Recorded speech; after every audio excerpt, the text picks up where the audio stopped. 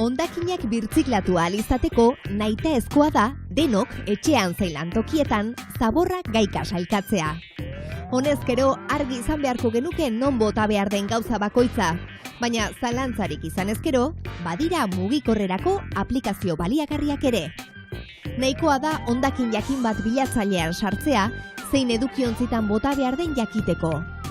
Tokian tokiko aplikazioek gainera, informazio zehatza emango digute. Edukiontzi horiek non kokatuta dauden, mapa eta guzti, eta noiz, hau da zein egun eta ordutegietan erabili ditzakegun. Birtziklap, Nafarroako gobernuak kaleratutako aplikazioa da. Herria eta hizkuntza hautatu eta informazio hori guztia eskaintzen du. Gainera, hondakin mota bakoitzarekin zer egiten den esaten du. Gaika izeneko beste app honek berriz, Gipuzkoako herriak biltzen ditu eta aurrekoaren antzera funtzionatzen du. Mankomunitateek eta udalerriek ere aplikazio propioak izan ohi dituzte. Bilatu zurea. Eta azkenik joko bat.